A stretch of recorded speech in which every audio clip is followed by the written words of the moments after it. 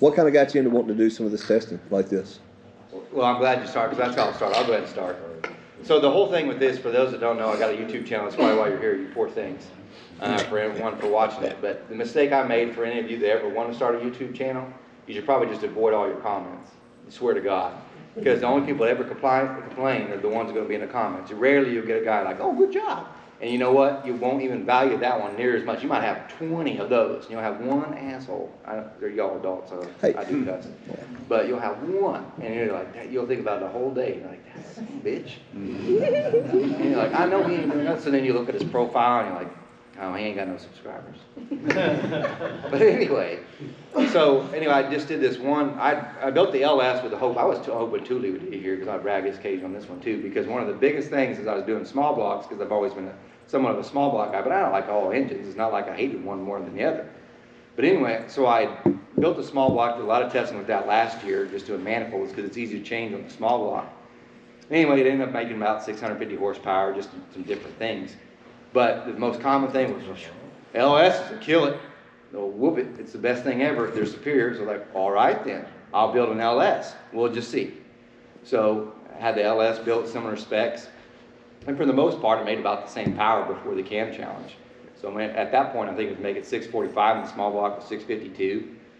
So anyway, we were only using that Texas Speed Stage 2 camshaft. And if you ever wonder why that one was chosen, there was a viewer that actually lived like probably 100 miles away from me, and he said, you know, I've got the cam, because at the time I was just going to run a solid roller cam, because I'd run a solid roller on the small block Chevy. And I even had the cam, because Urson ground the same cam in a solid roller profile for the LS. So it'd be the same one. Still haven't tested that, because it turns out shaft rockers for LS are expensive. But anyway, they can handle the shaft rocker, the solid roller pressures. So anyway, he's like, I got this Texas Speed Stage Camshaft, Stage 2. I got the lifters. You want to try it? Well, that's all I'm lacking, so I guess so. And that's how it always went in there. And another viewer had sent in that Truck Norris camshaft, which, of course, is much smaller. And we tested that one. It was bad. Yeah. It didn't do very well, because it just wasn't made for this whole combination. So anyway, after I did the Texas Stage 2 camshaft, the commenters. And again, I think most of the testing you see is because someone commented something stupid.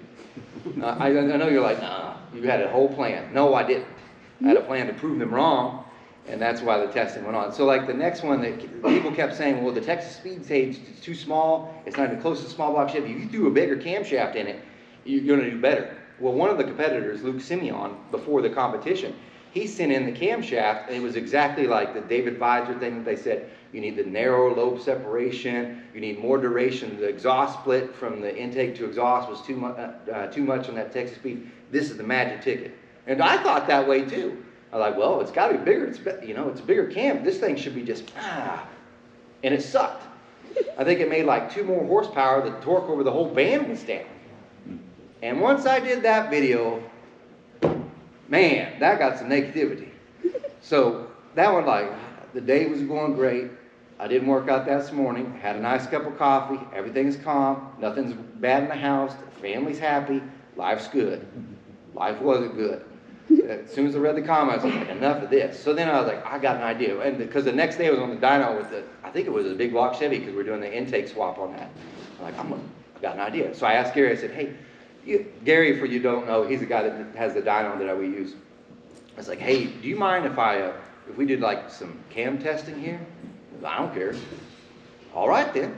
I don't think he thought it would be 28 cams, but yeah. So I said, I got $100. I'll bet $100. And my thought was, y'all probably get 3 people who sign up for this thing. I got $100. It's $100 to the best cam that shows up. But if you want to win more money, you just donate $100, and that'll go into winnings. I had no idea it would get this big, period. So, like I said, David Visor, he contacted me, he's like, I got one. And then Chris Straub hit me up too, and then Howard's as well. So there were so many, and then it was like, oh crap, this is way more. I need to get some money for the dyno time. And luckily from the donations, that paid for the dyno time and gave Bobby won $5,000. So, and that was all from the donations from people. So that's how it all started. And to be honest with you, I'm a data guru, so I don't care if the LS was better than the small block Chevy. I just didn't like the LS fanboys. Just like I'm from Oklahoma, I hate OU because of the OU fanboys. So I didn't care about that. I just want to know what did what. So when you guys sent in the camshaft, that was an eye-opening thing. And even to this day, when we got done doing it at the end, when you saw the differences in power, I mean, for the most part, they're relatively close. I mean, the peak power is 670 by Bobby, and others like GPI was right there. And then you look at Joe Carroll, he had a lot of torque down low, but didn't have the peak power. But then you look at the cam cards, and you're like, some of these are way, way different, but they're not that far different on the power. And so at the time, Thule's a great guy, by the way, and I know he's not here because he's probably trying to sell that cane and valve head he's got. But anyway, when he was being nice about it, he was like, I think something's wrong with this. It should make more. And Lucas Simeon, the competitor too, that was into the camshaft, the very first one that all started this whole thing, he's like, well, I got this set of headers. Because one of the thoughts was, maybe it's the headers, because the headers that were used were made to fit a chassis, which is a similar that anybody that would run. I mean, you're not running dyno headers in a car unless you're in a sprint car, which I don't even know if LS's are in sprint cars. Oh, there's the man. But anyway, so I thought, well, this is going to change things, and it did. So it did bring up power, but it didn't even change it as much as I thought. Again, Thule came forward, and he's like, hey, I got these set of AFR LS3 heads. You want to try this? Now, this is after the Cam Challenge is over. And I can tell you now, and this is, it pains me as a cylinder head porter to tell you, I can't match what that AFR LS3 head is. That's the best LS3 head I've ever come across my bench, period. And I mean, there's a bunch of people down there, I'm not going to name call them. They don't, and I've seen their heads, flowed their heads. They don't do that. That head, trust me, it hurts to say it. I can't beat it. I even saw Mamo down there. I said, I don't know what you did, what magic you made, what deal with the devil, but that's a good head. So anyway, we put that on, and things dramatically changed. And truthfully, I probably should have tested more cams, because GPI's jumped up a lot. Brian Thule's, which is like the big one, which finished like it was one of the worst ones. That thing made over 717 horsepower. So you're talking, it went from, I think it was 660 before, all that from the, I mean, it made a bigger difference because of the head. So it really just gave me more questions than anything else. Which, if you're doing this right, for any of you, when you finish any testing, you should have more questions and probably not more answers. It will answer things, but you should have more questions that follow that. If not, you're doing this for the wrong purpose. And if you're just saying, well, this is, if you're just getting the information to confirm a theory, it probably isn't the best way. You should try to confirm that it was wrong. Because if you're just looking for things that prove you right, you'll find those. But you can't ignore the things that prove you wrong. So anyway, there's your long spiel on that. The best part should be the questions that they get answered from you cam guys. Because I do not proclaim to be a cam guru. I'm a cam lottery winner. That's what I am. Sometimes it works, and sometimes it don't. But I keep testing to figure out what happens. But anyway, if you guys got questions, there's a bunch of people in here that are the camshaft competitors who probably answer. So don't be shy and ask your questions. Otherwise, I'm going to ask a bunch of stupid questions. And I promise you, they're dumber than yours. So, all right, get some hands up, and let's see who wants to get things answered. Go ahead, Mr. So the LS valve angle, is that one of the bonuses to this whole deal because of the average flow, I guess would be a better term, because of the quality of the air? Well, I'll point this out too. Thule isn't just a cam guy, he's also a cylinder head guy, and there's lots of cylinder head guys here too. The thing you need to remember is we don't always concur or agree on the same things, but sometimes we get to the same horsepower number. So if you ask me on the LS, because more of my world's always been the small block Chevy world, to me the LS has the biggest advantage. You have the bigger valve, one, which he's like, oh, smaller valve, higher coefficient discharge, which he's probably true too, because the best out, even that AFR head that did great, the small bore LS3 beat that. Well, go ahead. Our new LS3 head that has 2 125 valve, it's smaller than all the other LS3 heads we tested, including those. Our head makes almost 20 horsepower more than that. And see, I'm going to find that out. Yeah. So, you should. Yeah. So yeah, coefficient of discharge, you know, if hydraulic roller, 300, 400, 500 left, whatever head has that highest coefficient of discharge, 99.9% of the time, will make the most power. And see, I agree with that, but part of me was like, I want to see if I can't find a way to prove it where that didn't happen. Because there's going to be a scenario where that probably doesn't track, but I want to see. But I actually do totally agree with him on that. But the biggest thing in the LS is if you look there, got like a 15 degree from the LS3. Most of the aftermarket ones are like 13 or 11. So they're rolling that over. The valve spacing itself, where they place it, it's better. It's off, well, not the stock one, but the aftermarket stuff's moved over. So they're just better. Yeah. Yeah, the 13 and the AFR are both 12 degree. And actually, the intake valve location is also stock LS7 intake valve location. The exhaust valve is moved 50 thousandths away from solar wall compared to stock LS7. Yeah.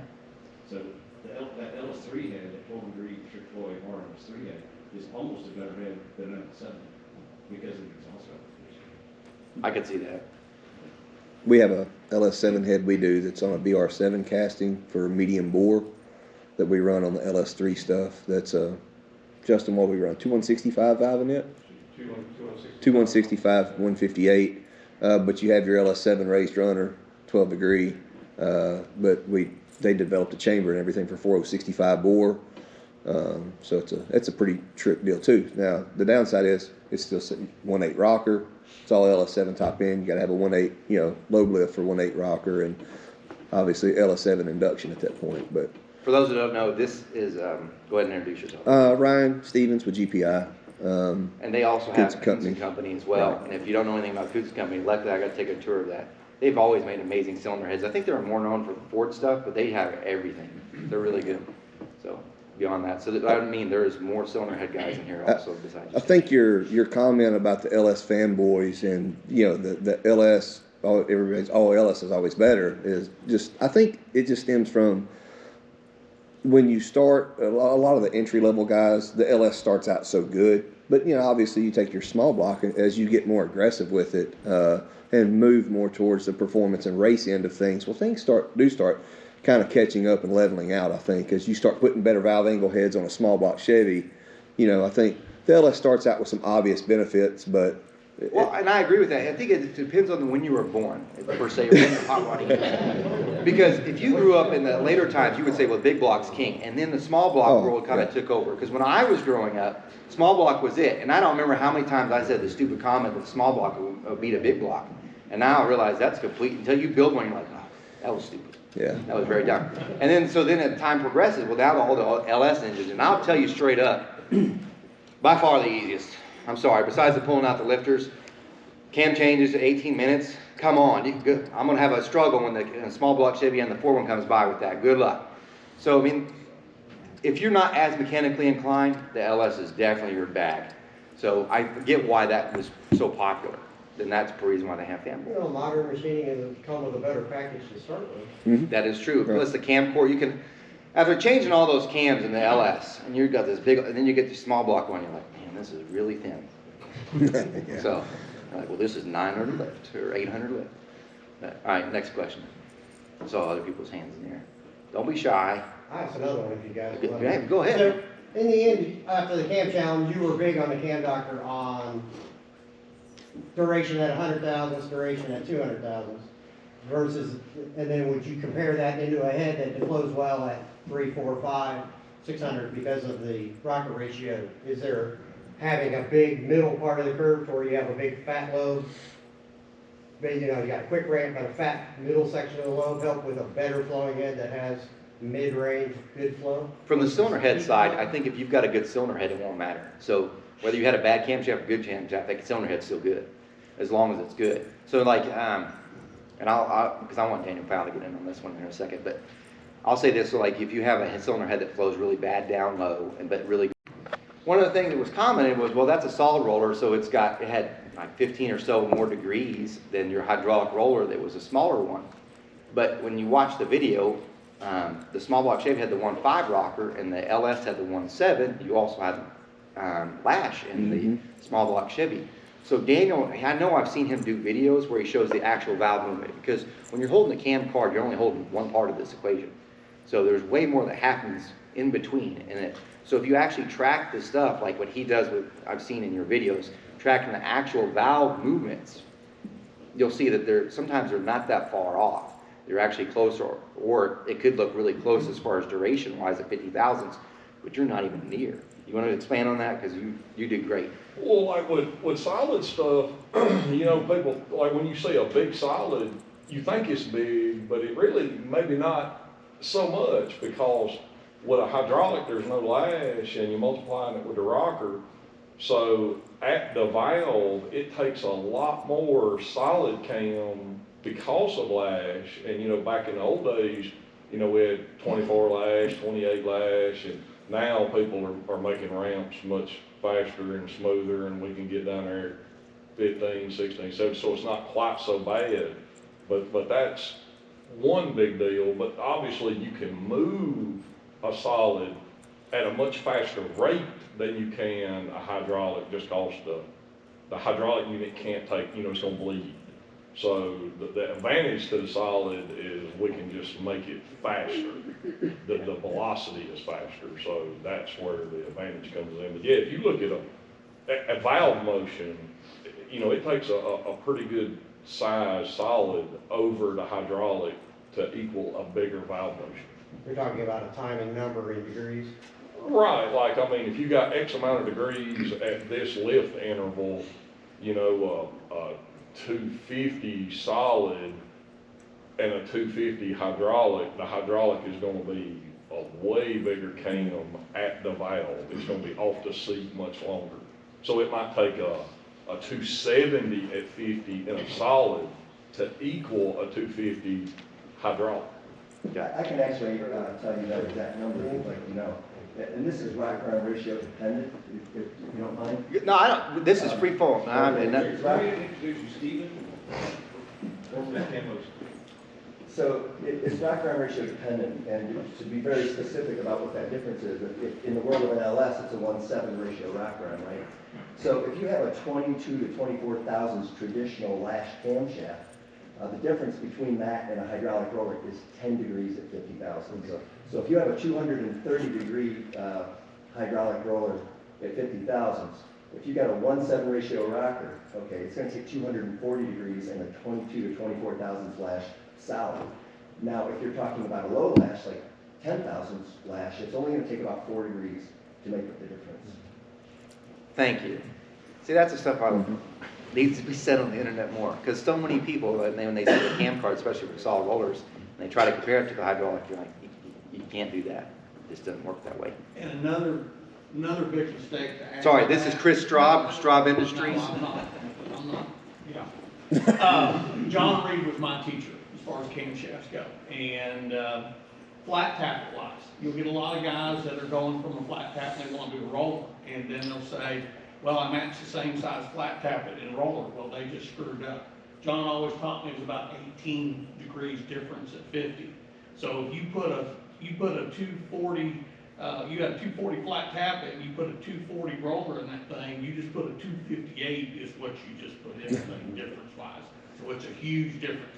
So if they want to duplicate that 240 flat tappet, you actually need to put about a 222 in there to be the equal area as far as low area. And I'll mention 50 and 100. I always love the history of this industry. Advertised duration comes from advertising. That's what they put in the catalogs, for years and years and years. The problem is you had East Coast and left coast. One had advertised duration at 4, one had advertised at 6. I think it was the U.S. Nationals in '61. Sig, Ed, Harvey, and Mr. Crowder all went to dinner, and they decided on 50. That's what they were going to start marketing the camshafts. So the only reason 50 is even referenced is because it was an equal tappet height for both left and right. I tell my customers all the time, it is a meaningless number. All it is for marketing, that's it. That whole lobe area and what's happening both on the intake side and the exhaust side is what you look at. And I'll throw this out there. Depending on the cylinder head, if duration is the same rate on both sides and is equal throughout, Velocity of the liquid. there's a lot more power to be made in that motor, because they never should. Well, in my 30 years of doing this, I've never had a camshaft that would be equal in duration split. Hold on a sec, I gotta point this out. There's your winner. Young kid standing back there, this is Bobby. So He took our money. Congratulations, kid, you did good. Yeah. So just to point out, and I want to say this is the problem with the internet. And Bobby knows this, if he'd gotten on there, nobody knew his name, gotten on there and said, I know some stuff on camshafts now, let me tell you, I guarantee you the comments would be like, you don't know nothing, you're 25, or what are you, like 27 or something now? 27, you don't know nothing, what you do? But the man knows. So knowledge doesn't always have to go with age. Sometimes we learn a lot of stupid stuff Like, I guarantee I have. But that kid's smart. So anyway. So he mentored under Stephen, who mentored under Kip. Yeah, this is the owner of Cam Motion. It all started right there. Yeah, so Kip, very good friend of mine, and so. Well, you brought on a smart one, I'll tell you that. I don't know how you found that jewel. Because everybody talks about, like, these young kids don't know nothing. I'll tell you how I found him. You'll get a kick out of it. One of my friends, Nate, you know him as Dr. Tunemal, found Bobby trying to do wheelies on the street behind the old middle school in Palm Harbor, Florida. And that's how we found him. So, okay, when you were younger, did you like engines at all? Were you like, No, oh, gotcha. All right, no more questions, because we've got more people in here. Yes, sir. Chris Allman, GSC Power Division. Mr. Powell mentioned that you talked about different lash values, and I've designed a number of solid roller cams, and none of them have been 28 thousandths lash. I don't know why somebody would do that. Can somebody explain to me why you might do that? In a performance environment, the only way that I can see doing it is if you had to be robust down to -30, where everything just collapsed, and you needed that lash for the additional clearance. Can someone enlighten me? I'll tell you where it started. It started back in the old days when somebody had too much duration, and they would put high lash in it and just left it there. That's what I did pro stock stuff. They had 40,000 flash and going, well, it's kind of stupid, it beats about cleaning up. So I just converted everything back to like 22, okay? If you told them 15, they think you're crazy. Okay. So I went to 22, I think. But that's just how they did it. Some of them 30, some of them 40. And of course, it beats the valve train to get out. Yeah. So some of the best ones now are low lash trainers, But again, it depends on the valve train's stability. So Maybe if you're a valve spring manufacturer, you want 30 something or 30 thousandths if you want to sell valve springs. Yeah, right. It's a great way to beat up valve gear. Can you Yeah, explain exactly. that stability whenever you tighten up the lash? I'm sorry? Can you explain that stability whenever you tighten up the lash? Well, the stability is you don't have any shock when the clearance comes, when the ramp gets finished and the clearance is going. See, if you set something at 40,000, you have high velocity, high acceleration. When the lash goes away, and it just hammers over.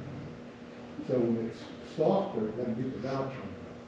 So it depends on the stiffness of the valve train. You can have different lash points, but you don't want to have excessive lashing. And let me add to that. What happens from an engineering standpoint is when it hits that, you get deflection, right?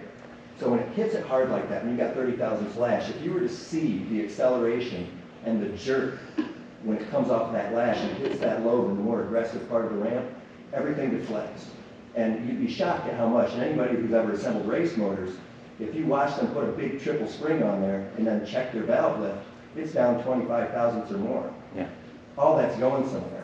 Well, basically what ends up happening is your entire valve train becomes a spring. And when you compress it like that, at some point, usually around where the velocity goes from positive to negative, it unloads. So the spring springs back, okay? So now that you not only have your valve spring that's oscillating, you have a similar type of frequency going on in your entire valve train. And what ends up happening is the spring oscillates and your valve train's oscillating, and that timing can vary depending on what RPM you're at. It can actually cause seat bounce, and there goes your power. And of course, it beats the hell out of everything, like Kip pointed out. So that's from an engineering standpoint, that's the dynamic that's happening. Well, when somebody designs a can of solid lift, you have an acceleration, and the acceleration goes up to, let's say, 3 zeros through.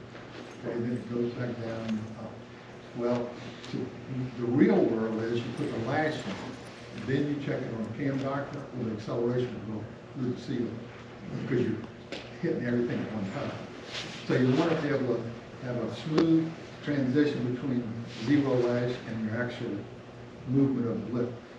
So you don't want to have too much velocity or acceleration at that point. But depending on the stiffness of the valve train, so you could have something set at, let's say, 1,000th lift and, let's say, a certain amount of acceleration. If the valve doesn't even open until maybe 15 thousandths after that, depending on the deflection. So you can look at it like this. You get a pro stock engine or a comp eliminator engine, and you check valve to piston clearance. Well, they'll have 0 valve to piston with checking springs. And you put the regular springs on it, now you got 35 and 40. So that's deflection. So you have to design the load for cams depending on the stiffness of the valve train. But you don't want 40 thousandths, and the reason that came about is because people had too big of cams and they just kept ringing it up. Yeah, as a user of the products, I don't make stuff like you guys as far as the camshafts, production-wise, but as a user of the products, not necessarily in that genre of racing, but go more towards circle track racing and things like that, I have used Lash as a tuning tool multiple times. And I'm very much a tight lash cam person.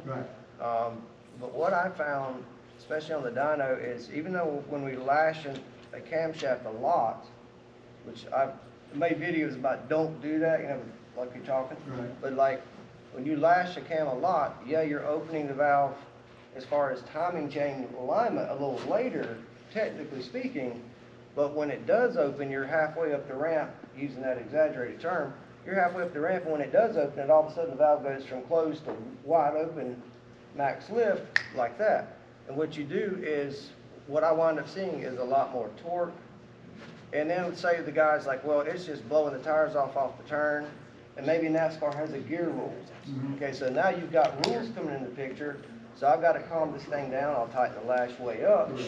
It runs on the other end of the track, but calms down low. So those are very important things that the lash part of it, you know, I've seen guys, the old school cams, every time I see a cam that's high lash, I just don't even look at it. Because it's just murder on a valve train. Even on hydraulic stuff, you can, you know, like his question earlier about, you know, on the Cam Doctor with the load profile, you know, the aggressiveness at 1/200. I mean, that's good really kind of until it isn't good, because even on the hydraulic stuff, as easy as they are off of the seat in comparison to a solid roller, you still will run into deflection, you know, and I can tell you from some of our Spintron adventures, it's not uncommon. On a happy valve train, at 7,500 RPMs, you can lose 8 to 10 degrees of duration on the camshaft just from deflection. So, like you said, loosening the lash up, you know, your torque came up because, you know, you changed your valve events a substantial amount. And you see that even on hydraulic stuff, especially as the lobe gets more saucy. Like, my lobes were more aggressive than Bobby's XA lobes. And a theory, you know, me and Bobby were both like, still don't understand how your cam didn't make more power than mine. And I thought the same thing. But it's very possible that if you were to really start analyzing, it's quite possible that his cam had less deflection than mine, and his lobes may have been a little bit happier with that particular valve train on the initial test. That's an absolute possibility, because if you look at it, that valve in general was pretty heavy for an LS. Yes. Yeah. So, and it was also, you look at the long push rod because of that head tube more than so is normal. So that may have been the case. Your second test, with the better valve train, my cam actually made more power and more average. We flipped spots basically. Yeah. And they were still close. Came up a whole lot. Yeah. Yeah. So you know, that's a consideration with the hydraulic stuff too. It's not just the solid. You know, you really have to watch the lobes. And I'll tell you something else too that's really been on my mind a long time, way before the Cam Challenge. I actually misunderstood the test. So when we were doing this, some of you know, my shop got destroyed, and I've been trying to get on the store, so I had a lot of things. So I'm like, oh, okay, I'm gonna try to get the most power, and that's all I really thought about. So I think we did really well on the power side. I think it was 668. I think Bobby got what, 670. Yeah. So excellent cam by those guys, but when we just threw the thing in there, I think the intensity on mine was 58. I'm not sure. I think it was 58 on my intensity, I think. The whole thing was, everybody wants to talk about intake and opening, closing, it was also intake, right? But what I found, and people can disagree, I have found it's more important what's going on between the time it starts to open and max lift and the time it gets to max and starts to close. What's happening between those two times is more important than when I start to open it. Because when you have opening closing numbers, that is a starting point. You know what I'm saying? Like, open power and torque I made versus the numbers. Right. And I think now there are so many lobes on the market that what's going on is important as to when I start bleeding my pressure or start my blowdown. That's very important. But depending on the crank stroke you have, the head flow, the speed of that valve and how it opens and shuts, I find to be far more important than necessarily opening and closing points. Now, some of you may disagree, but I'm telling you, you got cams, and we tried it. I'll absolutely disagree. Disagree? Well, Okay, so let him finish and tell his point, and then I want you to tell yours, because had that's what needs to be heard. You have cams that were tested that were almost identical, but yet made completely different spectrums. Is most of your stuff hydraulic or No, solid? never. I don't. It's solid. So Yeah, it's you're- all you're- solid. So, Right. and in a hydraulic wheel, maybe it's different, but when you're mapping it 1-to-1 with a solid, say, and let's take deflection out of it, I've seen cams with the same numbers. Like for example, I can take an Urston cam and a comp cam, same numbers, and they will make 25 horsepower between the two. Yeah, And that's all in the load. I could definitely Well, that goes see- back to my 100 and 200 number, does Yeah. it not? Yes, Because you yes, know where it your goes back to timing number at 100, if you're checking your intake at 50 thousandths, it's 12 before top Yeah. dead center. But you check it at 100, it's gonna be way later. Yeah. Yeah. Two. Well, as a guy that has tested everything from some of the slower lobes out there to some of the faster stuff to some of the incredibly fast stuff, and then tested all kinds of different intake and exhaust close events, because something I'd like to say about our cam development, that a lot of you may not know, that LS3 cam that you tested, so all those cams are developed on VVT cores. Every cam we develop is grounded on a VVT core, right? So we can put that cam in that engine, electronically retarded, and kind of optimize it, right? The open and close events are magic. You know, you look at the follow-up test, you know, and of course I don't remember the specs of the two comp cams that made 680, 682, but you look at that 35, 37 horsepower difference between those cams and ours. That's not low intensity as much as it is time of event and really exhaust duration.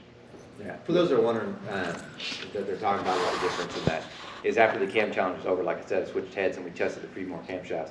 I probably will do even more with that anyway, because I'm curious to see what others does. Like I would like to retest Daniels as well, especially his big one, and probably Straub's. Because both of you, if I remember right, you're like a 240, what was your duration? 241. Yeah, and his is a 247 on the intake, so just to see other stuff.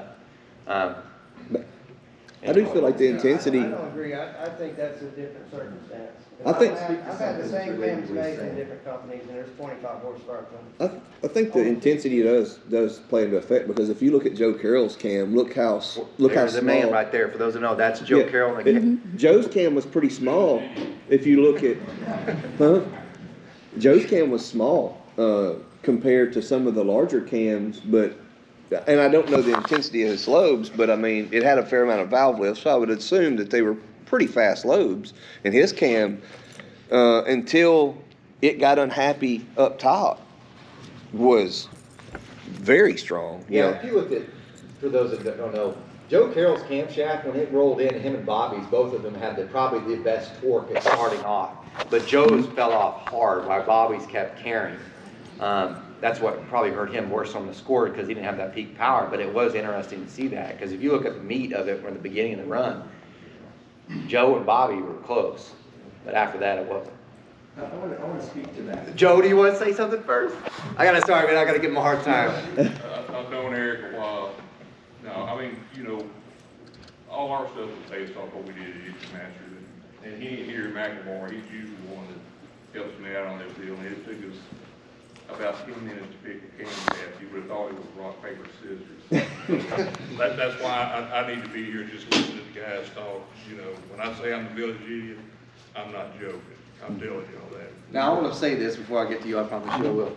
He says that every time, and for those who were competing in Engine Master, he's like, I'm not very good, I'm a moron. Oh, top 6, huh? Looks like I'm getting a check. Did this go with the valve flow? Carroll's didn't. At least I didn't see it as far as like, if you look at, the way I judged valve flow was usually you'll drop like 15 horsepower and 100 RPM. His didn't, it was done. It just kept trailing off. Tapering off. Yeah, it went flat and it never, like as in Bobby's kept going, his just, I'm done, that's all I've got. Overtime, I'm not working it. So yeah. We still claim we had, we've had after the fact, and John was trying to tell me, you need to put more exhaust in it. I was telling him, let me show you how it's done, you don't need no more. And then Bobby, beat up on it like we're retarded kids.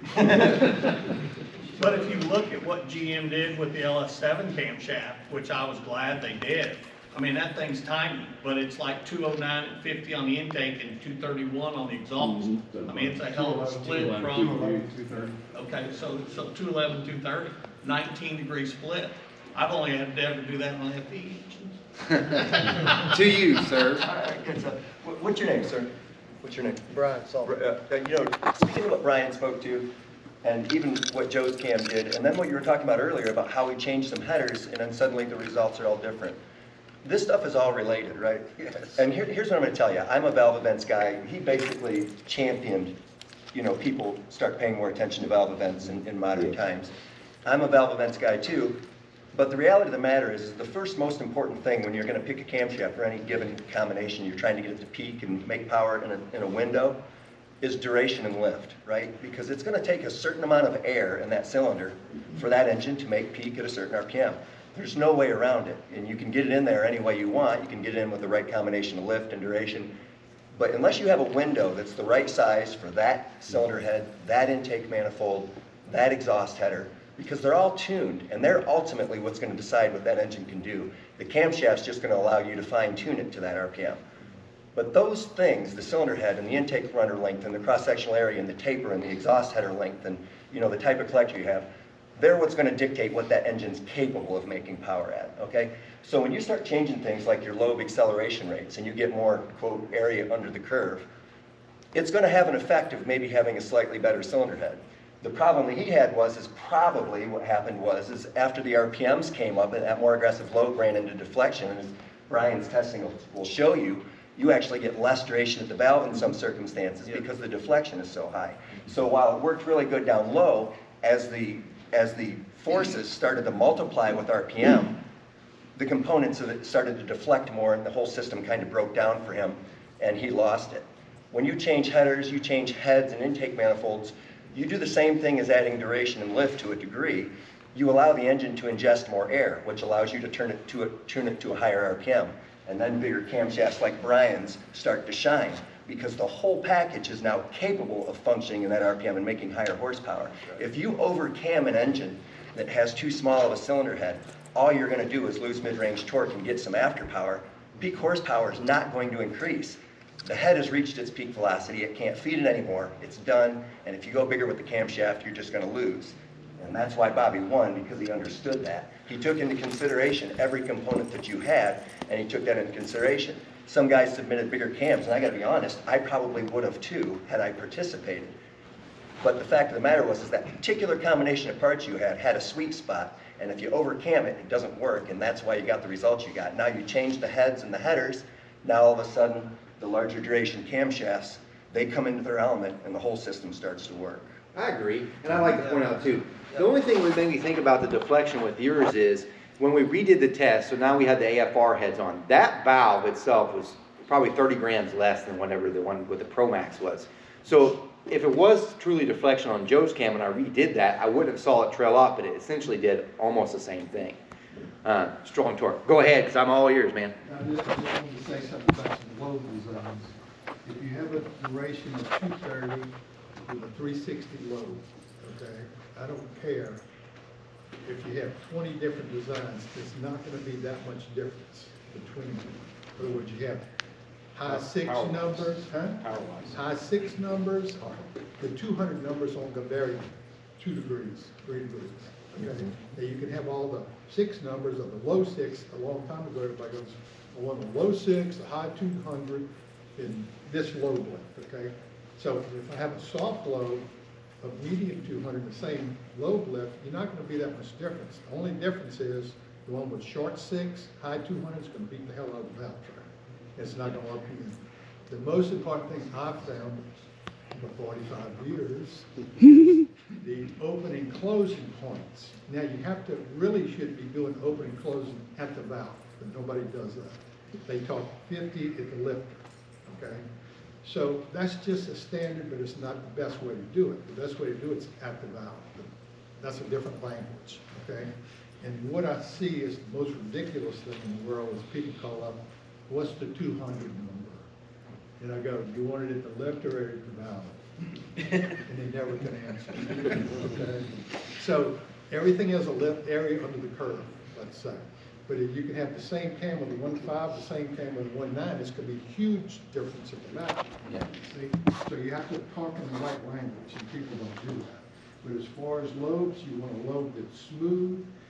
And now, if you make a hard lobe, it might make a tiny bit more torque at a lower RPM, but it's going to take a crap when it gets to high RPM. So what you want to do is to have the most durable, smoothest lobe that doesn't float and doesn't beat the valve train up. When you get the timing numbers correct, opening, closing, then you have it. That's what I see. Okay? And one thing I learned from him early on is you pick the lobe for the system that it's going into. Right. You don't pick a lobe saying, well, I'm trying to make a lot of power, so give me the most aggressive lobe. That ain't how it goes. You pick the lobe for the system that it's going in that can handle it. So the most aggressive lobe you can get, but still remain stable without too much deflection, and then pick your valve events. That's the order of operations. And to speak to you, you were talking mainly about big block Chevy and small block Chevy, small block Ford, I assume? No, I 100% agree with him, and we do everything at the valve and have for years. What I'm saying is when you get all that right, the lobe design comes into play. And I'm seeing 20 and 30 horsepower between cams with the Well, that's why I asked what kind of engines you typically work on. If you're talking about a small block Chevy, right? Typically small block stuff. Well, you know, let's look at the small block Chevy and what's going on compared to the LSs that these guys are working on this contest. The small block Chevy has a bearing journal of 1848. Okay. Yeah, well, I mean 50 and 55 millimeter stuff, but go ahead. Okay, so well, let's look at that as an example, and then you can tell me if that applies. When you've got that, you've got a very small barrel.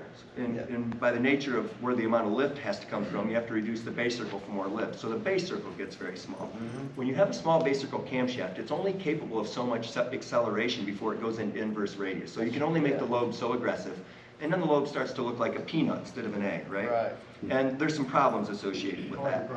And it's hard to grind. So most manufacturers aren't going to grind that inverse radius thing. So if you look at it in a typical LS cam, it might have a acceleration rate of 0033 something, or 0005 something, or even a really stupid aggressive one would be 0037, right? Would be just stupid aggressive. Right. A small block Chevy, you can very seldom, without going inverse radius, fit more than 00300 or 00310 maybe on it. So it's a less aggressive lobe to start with. And then you take the small block Chevy, it has a 1.5 rocker on top of a slower lobe, and now you're talking about something that's considerably slower than an LS, because the LS has a higher rocker ratio and a more aggressive lobe, right? So these are the other disadvantages that compound the cylinder head problem that the small block Chevy has in stock form compared to an LS. So you've got not only the cylinder head going on, but you've got the camshaft going on. So if you have a camshaft for a small block Chevy that's got a particularly slow lobe, say 300 acceleration, and then you go to one that's maybe been ground on a 55 millimeter core or an inverse radius, you know, to try and make up for that, and you get some faster acceleration. I could see where it could make a substantial difference in the power, but back-to-back on LS engines, I put an aggressive lobe with a soft lobe back-to-back and maybe made 7 horsepower difference. So if a guy says to you, because this was my very first time doing anything on an LS, and I've tried to learn the last 3 or 4 months here since this whole thing I brought up. I've been trying to figure these things out, got a few I'm working on. So if somebody says to you, hey, the LS is a different animal, would you agree to that 100%? Well, it's the sum of its parts. It's the sum of its parts. It's like any engine. You take a small block Chevy, you put a 55 millimeter cam in it, you put a 10-degree head on it, raise the intake ports up so it has a similar approach angle, and guess what? It's going to behave exactly the same. I hope you got that on camera. It's recorded. It's just the sum of its parts. When we do stuff, like the only ones I've actually messed with are actually full-on race engines, not necessarily in stock form. And what I've seen is like out of the box factory LS engine is a little different than an out of the box small block Chevy. And then the more I looked at it, I thought, well, actually, not really, no, it's not. The cam cores to me is the biggest change. And I think that's what you're hitting on, which is why the small block has tried to bore and put bigger cam cores in. Absolutely, best thing you can do. Yeah.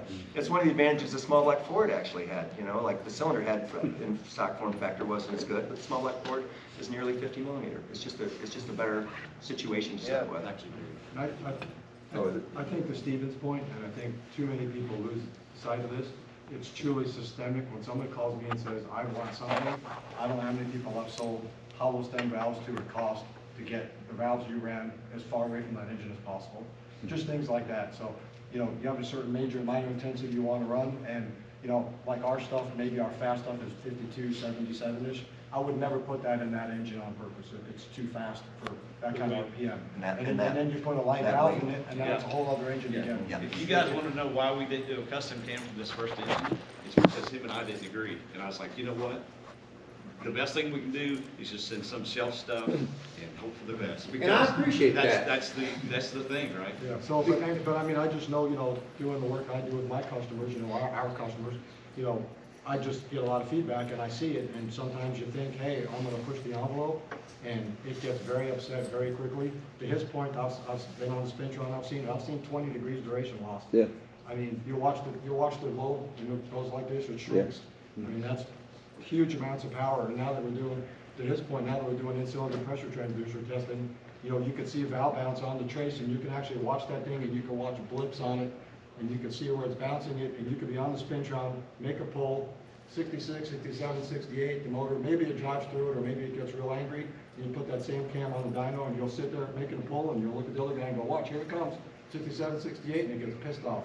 And you can see the exact point, and like I said, to Ryan's point, you know, sometimes guys just, everybody wants to make hydraulic rollers aggressive because they build them like a solid roller, or they understand solid rollers in race applications, and you can't do that because you have to be, you need more finesse with a solid roller. The hydraulic roller lifter is an angry little valve. Well, it has a variable, there's a plunger in there, right, that moves. The solid lifter doesn't have that. So now you say, okay, solid guys say, okay, well, I added some lift, I added some more spring rate, okay, I've got deflection, I'll put a big stiff push rod in there, etc. That's all great, things kind of get happy. You do that with a hydraulic, nothing gets happy. You have to, you don't hit it with a bigger hammer on a hydraulic, you have to give it what it wants. At the end of the day, so you, and to his point, so like you add spring pressure, well now you added deflection, to what Ryan said before. So now you're deflecting early. All that energy has to go somewhere. You'll see it manifest itself when it lofts over the nose. Loft isn't bad, but when it looks like a camel, loft is bad. When it falls on the closing side of the lobe and it crashes, it's bad. That energy manifests itself into valve bounce. So years ago, Tom Vigor had a seminar here with Mr. Advisor, and they talked about cylinder pressure, and they said, yeah, you know, trace comes up and you have 1,500 PSI, just pick a number. Well, that valve bounces 5-6 times before it shuts. What are you really firing the cylinder out in terms of cylinder pressure? What does that do for power? So I think Bobby did well for multiple reasons, but I think that XA lobe, that's a tried and true lobe. If people use comp stuff, a Huckule, HUC, 5582, you know, intensity, that's a great lobe. That thing will get you to 8,000 RPM with a decent spring and a moderately size, you know, mid 80 gram valve. You know, people miss the boat. Valve events, you know, I tell people the engine, to Stephen's point, the induction is the furnace and the camshaft's the thermostat. And if you have a 20,000 square foot building with a space heater, I don't care how much camshaft you put in it, how hard you turn it up, it's never going to heat that building. And if you take that same building and over furnish the hell out of it and turn a small cam in it, it'll make good power. You know how? Because LS3s have it, LS7s have it, Godzillas have it. Look at every engine out there now. The valves are getting bigger and the cams are getting smaller. An LAT truck cam is the same cam as an L83. So they put a 400-inch engine, they put a 5.3 liter camshaft or size in it. George Price, George Price for Pro Stocks Racing. George and I had the same mentor years ago, Bob Christopher. And to speak to what you just said, George, and you know, winningest in NHRA championships, all the Pro Stock bike stuff, and at Star Racing. And George said, over the years, he put a bigger intake valve in it, it would flow more, and a bigger bore, and a smaller camshaft, and he kept making more and more and more power. So he said, that's what you want. So. Now, Chris, I know you're old enough to remember this. Back in the day, the magazines used to like to compare the Boss 302 to the 302 DZ Chevy. Yeah. Everybody's familiar with this, right? Yes. This is a perfect example. You've seen what a 351 Cleveland head looks like. It's enormous. The valve is enormous. And then you compare it to a DZ, which is a typical small block Chevy. They had the identical power curves, those two engines. But the Boss 302 engine had 20 degrees less intake duration. 20 degrees less. And that tells you it's just a different formula to achieve the same thing. But what formula are we all chasing now? Basically the 351 Cleveland formula. I would like to add, so George, we're talking about cylinder heads and valve diameter. You've got a wedge head, and that valve's opening against the cylinder wall, versus a Hemi head, where it's opening away from the cylinder wall. Totally different animals. Yeah. Totally different. Which goes back to coefficient of discharge. And I think this guy's going to want to say something for a minute. I just wanted to say how, you know, you have an LS1, you have a small block Chevy, you have a 455 Buick, 455 Oldsmobile. It doesn't matter what it is. You look at cubic inches, the compression, how the head flows, okay? Now, the newer engines, the combustion chamber is a zillion times better. That's one reason why you make a lot more power, okay? Because the engine doesn't know what brand it is.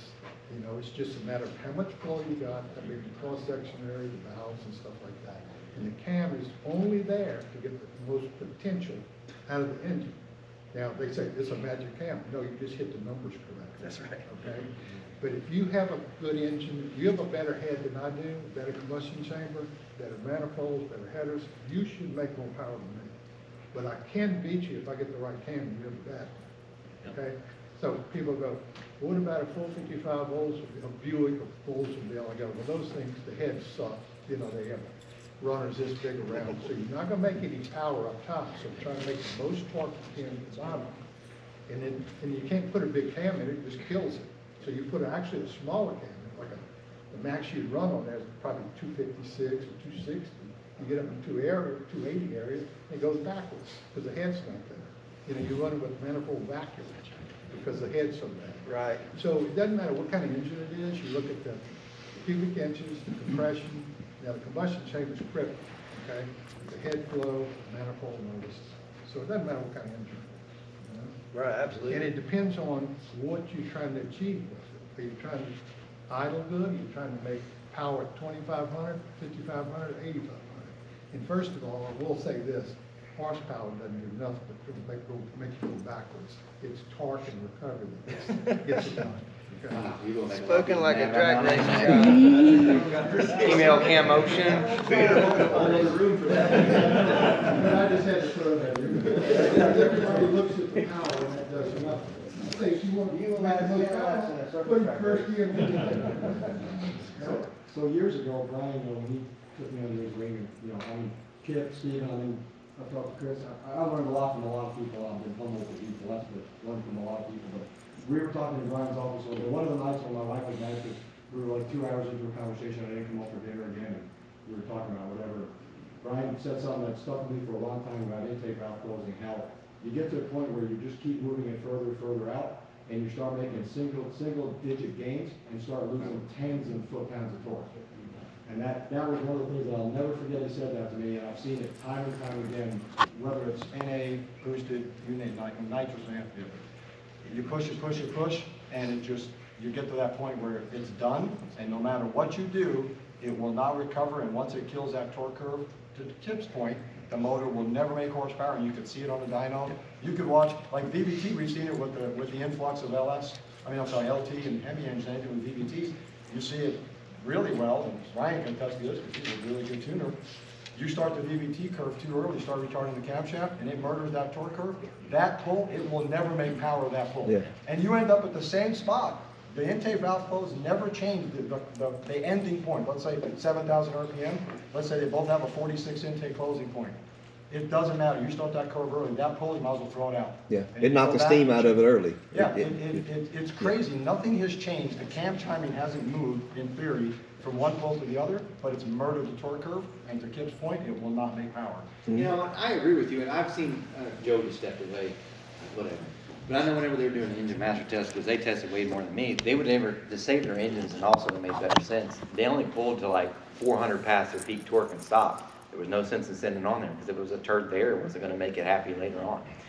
So, but I totally agree with what you're saying. Nick didn't tell you the rest of the story about that conversation with his wife. He said, honey, I've been at the strip club, and she goes, no, you're not. You're talking cams again. Well, we had a discussion about why before, about 50% loss. I would much rather talk camshaft but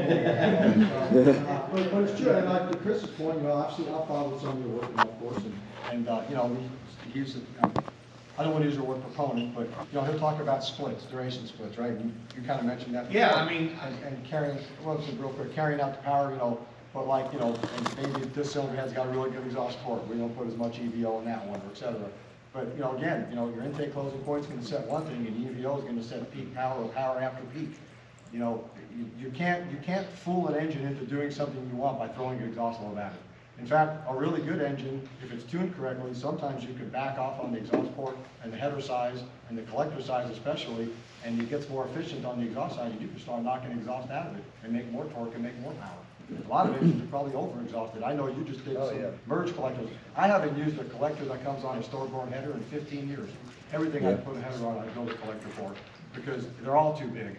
And all the minor, you know, everyone is way too big. I want to hear about the collector, actually. I know it's not cam related, so bear with me for just a second, only because I just did some header testing with the collectors itself, and yes, I do like merge collectors, but I actually want to hear, what was that with that that you've done? Well, I haven't done the follow-up testing yet, but we had a very large cubic inch Gen 5 LT engine, you know, the direct injected LS, basically. Yeah. And it's 454 cubic inch, and we made 1,020, yeah, somewhere on E85 on the engine dyno. Hydraulic roller deal, but an 800 lift hydraulic roller, a big hydraulic roller. This guy.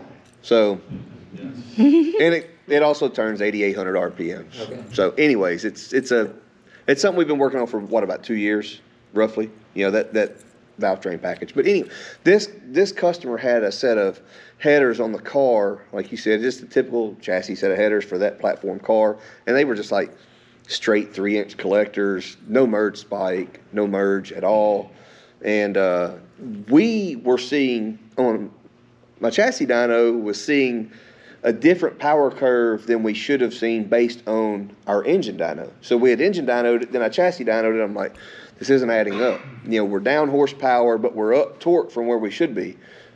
The only difference was the dyno headers versus, which were stepped 1 7/8 to 2-inch probably. And we had a straight 2-inch header, shorter primaries, but what I felt to be really a choke down collector. So, used PipeMax basically to program to kind of get an idea of collector, and ordered some merge spikes and stuff. So you're going to test it again, right? Yep, going to test it again. I don't know if you probably like, this is top secret. Tully's like, I'll keep it under the belt. I'm going to test it. I'm just joking with you. So, if you do, I like to just hear the results, and I'm going to do more testing. Yeah, I'm going to overlay the graph, and to follow up also on something Brian's always talked about, the coefficient of discharge. I can definitely tell you we've got some, we've done stuff with cylinder heads where we've seen absolutely, you can, just like a camshaft, you can go beyond what you need for valve and port area for an engine, and you can gain, just like you say, out past peak. It'll hold its head up, it'll move peak out, but when you have too much, it will not accelerate. It won't perform. 30 foot-pounds for wheel between our 2200 and our 2165. Yeah, so we have a 2165 version valve head for that. You know, LT is 2125 standard. We have a version we use on CID casting that Justin them developed that was 2165. Little did we know that was going to be like gangbusters. That was our magic combination. And then we did a 2200 valve, and we had the 2200 head on this engine. But when I compare it to a 440-inch engine that we did with the smaller 2165 heads, that 440 kicks the shit out of this engine through the curve only to make the same peak power up top. So it just murdered it. And then it finally catches up top. So the moral of the story is we spent a lot of time developing a head that we don't have a big enough engine for, so now we just got to build a bigger engine. And there you go. No, not to say that it may not work good on a positive. Not to say that it may work good on a power adder setup, you know, with a 2650 blower at 25-30 pounds of boost, or I'm sure there's going to be a good application for it, but ultimately the airspeed is just absolutely too slow to be efficient on those combos. But where we got into that whole thing Ryan's discussing is, we were about to come to blows, and we built this engine dyno. Ryan sticks it in the car, chassis dynos, and I'm looking at his numbers. What'd you do to my engine?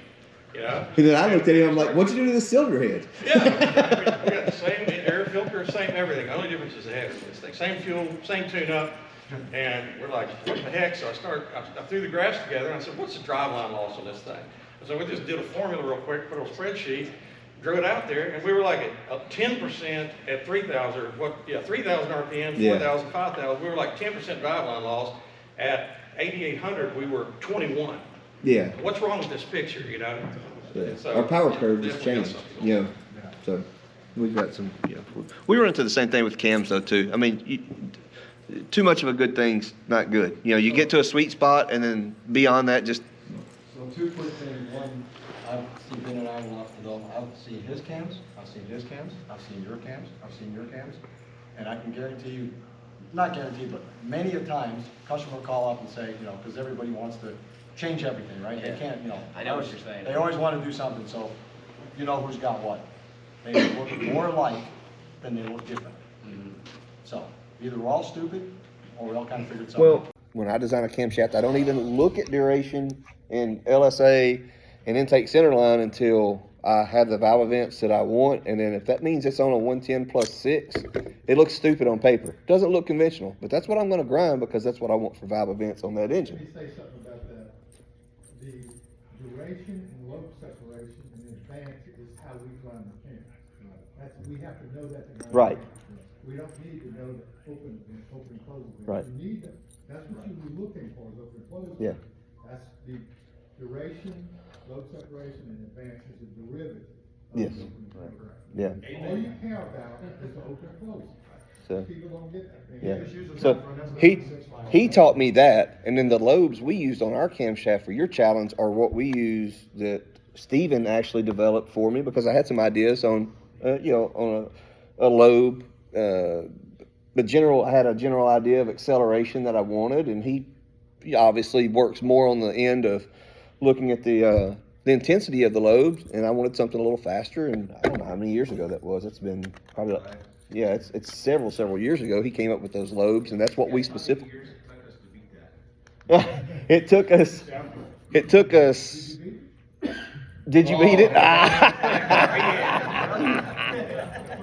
Here we go. So real quick, to talk about what you were talking about and what Kip said before, just to not get anybody in trouble, I just want to go back to this one point, talking about Lash. Don't run out and make everything 4,000, 6,000 Lash, because you may have an engine that grows 8 or 10, and you'll be pissed off when you're trying to lash something with a noodle. So you have to remember that too. Like a lot of times I'll run 14 Lash, let's say 14, 16. Well, it might be a big engine that grows 12,000. It took us. Did you beat it? Did you beat it? Three or four. Here we go. Let me get the boxing gloves. So real quick, to talk about what you were talking about and what Kip said before, just to not get anybody in trouble, I just wanted to go back to this one point, talking about Lash. Don't run out and make everything 4,000, 6,000 Lash, because you may have an engine that grows 8 or 10, and you'll be pissed off when you're trying to lash something with a noodle. So you have to remember that too. Like a lot of times I'll run 14 Lash, let's say 14, 16. Well, it might be a big engine that grows 12,000. Well, people don't want to sell Lash at 0, and because it's a pain in the you know what. So there's everything has a reason. There's so many more reasons why certain things get done. So I just want to make a blanket statement of tighter is better. You know, just like there's plenty of big block hydraulic engines out there with hydraulic rollers and a solid lifter that really run good. So that's a whole other discussion. One reason I love solid rollers is because of that. And I'll get a private message off one of my favorite forums, Yellow Bullet, and they'll say, what do you think about this camshaft? So before I even, and I'll look at it, and Brodix, for me, needs a very broad split. So if it's a Brodix headed motor and they've got a 4 or 5 degree split, or maybe even a single pattern camshaft, I'll tell you what, if you're willing to put a little sweat equity into it, I'm gonna give you a lash adjustment, and you see if it doesn't pick up. And so I'll tell them to loosen the intake 6 to 8, and I'll tell them to tighten the exhaust 6 to 8. So now we've effectively created a 12 to 14 degree split. I did this to a single pattern Brodix headed big block motor years and years ago. He picked up a half a second with the lash change. So for me, with dealing with the customer, if you're willing to put in the time I'll prove to you that, and I refer to Cam as the brain of the motor, that you got the wrong brain in that motor. And now you need to spend some money with me as far as that. So I like showing them that, okay, I'm not just gonna sell them. Now, I've had other guys on Yellow Bullet that basically, I can almost fix it with a lash adjustment. I don't even charge them. I just say, hey, do this. You don't need to spend any money with me as far as that. So, you know, I mean, there's always, for every action, there's a reaction. And that's with these engines and stuff. You go changing something, you have to look at that entire system. Big, nice push rods, much stiffer valve train. Remember, but I really urge you to look at the actual number. You know, like it's okay to use that kind of nomenclature, but look at the actual number, because you're going to find one manufacturer is going to call something 16 thousandths tight lash, and another one's going to call it 10. So if you just could say, well, they were both tight lash, and one of them's at 16 and one's 10, you're not comparing apples to apples. So always just look at the number. I mean, it's tempting. We all love nicknames. Help. Thule sells a ton of cams simply because it has a cool nickname. Chuck Norris. Like the question, what do you consider tight and loose? You know, with Cam Motion, it was, 10 thousandths was our low lash, what we call the low lash, what other people might call a tight lash. The traditional lash, or what, is an RA lobe for Cam Motion might be, you might adjust it from 20 to 24, whereas the mid lash is a 16 thousandths deal. Growing up under John Reed, 12, 14. And you lash, or you, lack of a better term, test a camshaft by putting different lash on the intake and exhaust. So I forgot who said it earlier, it might have been Brian. John told me years ago, lash is the most important tuning tool that you have in your toolbox. Yes. Okay, so you're at the track. So, that effectively, weather conditions, track conditions, anything, we need to move power, that lash. I tell customers all the time, with the quality of valve train components that we have today, it's literally up to your choice whether you want to put a solid roller in a hydraulic roller. If you just want to gas and change oil and you want a given amount of power, then put a hydraulic roller in it. If you're going to a track and you got a buddy that's got a Hellcat and you want to mess with him with your big block Chevrolet, then let's put the solid roller in it and stuff, so you've got that ability at the track for that tuning capability, moving that power around. But like I said, for me, it's an advantage. I can teach the customer something, and I enjoy doing that. I don't know how you do that, because I'm going to transpond to my customers, by the way, but just to give you an idea, because if you said, I'm going to tighten up, let's say the card says 14, I'm going to put it at 10. My 10 isn't necessarily Bob's 10, because sometimes, like I'm probably one of the guys, I don't like this a little tight, because I do not want to readjust this later. But other people's 10's like, it's just touching, just a 10.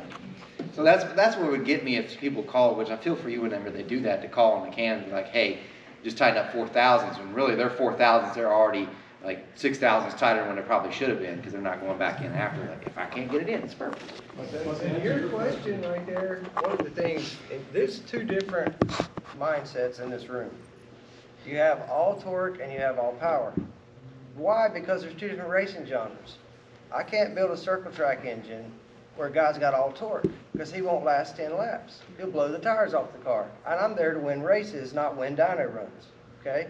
So I've learned over the years where to put the torque in the engine, and I'm always trying for horsepower, because that wins races in my world anyways, okay? Now, with the lash thing, I think Chris is perfect on that, and I think, to me, 8 is just, any tighter than 8, you're going the wrong way. But one of the things, to Eric's point, which is a great point, I'm glad he brought it up, is I started doing this because I teach other people to do this with students and stuff, is I say, if your lash should be 16, right? Take a 17 feeler and a 15. If the 15 falls in, right, and then the 17 don't go, you're on 16. And you ain't got to worry about how it feels. And anything more or less than that, it's not really the motor's not going to see it. So that's a really good way. And then having the valves, the cam lobes in the right position in the block is critical. Because a lot of people want to get both valves closed and just valves. That is not right.